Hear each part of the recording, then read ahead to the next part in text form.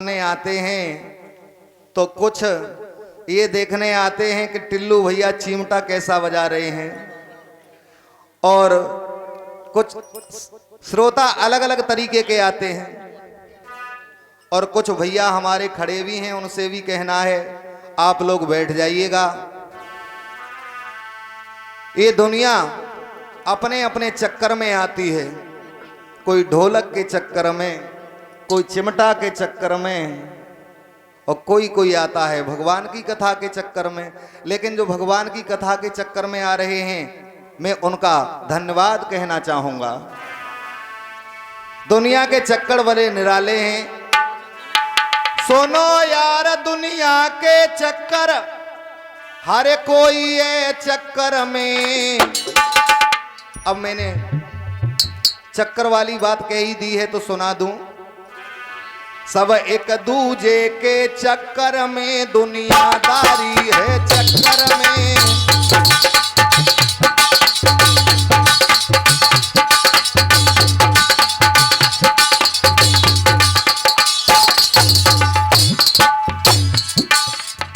हमारे साउंड वाले भैया थोड़ा हमारा केसियो का वॉल्यूम और बढ़ा दो हल्का सा। चक्कर की बात बता रहा हूं, ध्यान से सुनना। माँ बेटा से प्यार करे तो प्यार करे पत्नी पति की सेवा करती कौ चक्कर में।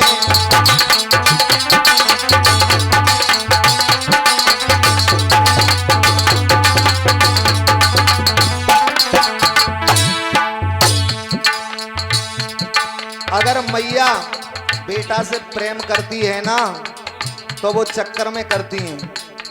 ये जो मैया है ना, बूढ़ी बूढ़ी मैया, जो लला ज्यादा घर में धन कमाए के लाएगो, बाई से ज्यादा प्यार होएगो इन मैयन को। और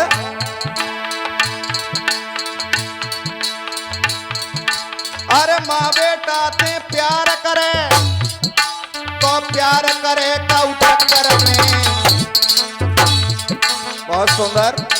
पत्नी पति की सेवा करती, लेकिन करती कौ चक्कर में।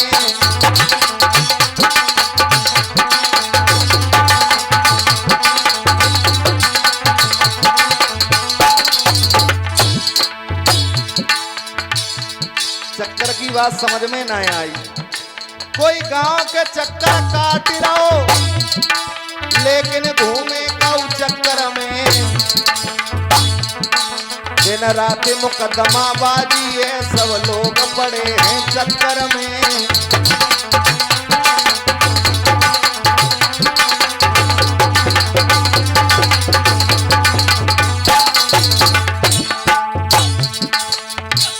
और क्या बताऊं भाइयों, कोई अपनी नारी भूल गो और पर नारी के चक्कर में।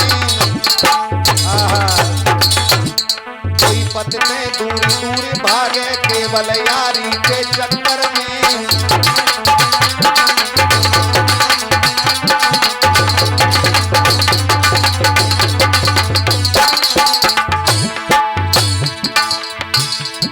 कोई बीमारी के चक्कर में, कोई अधिकारी के चक्कर में,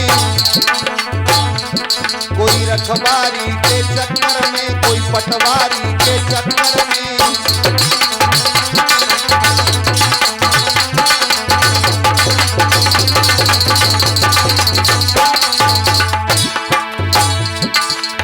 मैं समझ रहा हूं आप लोग भी कथा में आके बैठे हो, तुम्हारा भी चक्कर है। तुम्हारा चक्कर गलत नहीं है, भगवान की कथा का है। ये तो होना चाहिए, भगवान की कथा से हमें जुड़ना चाहिए। लेकिन आप लोग ये सोच रहे होंगे कि हमारा सबका चक्कर है तो तुम्हारा कोई चक्कर नहीं है। चक्कर तो हमारा भी है।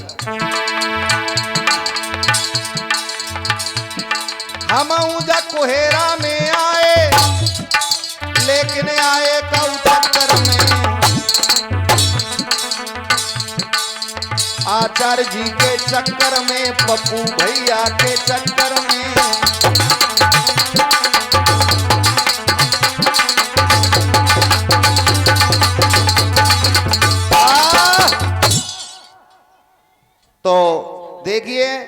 चक्कर केवल और केवल हमें भगवान की कथा में भगवान से होना चाहिए। भाइयों, बाबा तुलसीदास रामायण में वर्णन करते हैं कि जिन हरे कथा सुनी नहीं काना, और श्रवण रंध है भवन समान। वो कान कान नहीं है महाराज जो भगवान की कथा से वंचित रहे, वो कान तो सांप के बिल के समान बताए गए हैं। बाबा तुलसीदास रामायण में एक बात और भी लिख रहे हैं।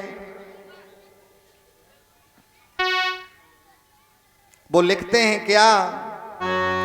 जा मुख राम नाम नहीं आवा, और ता मुख ब्रह्मा व्यर्थ बनावा।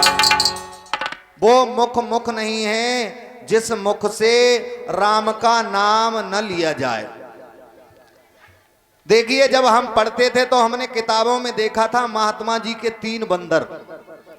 तो वे महात्मा जी के 3 बंदर कैसे थे?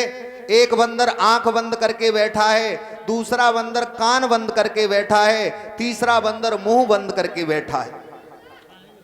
जो आंख बंद करके बंदर बैठा है महात्मा गांधी जी का बंदर, वो हमें सिखाता है कि दुनिया में बुरे काम हो रहे हों तो हमें नहीं देखने चाहिए।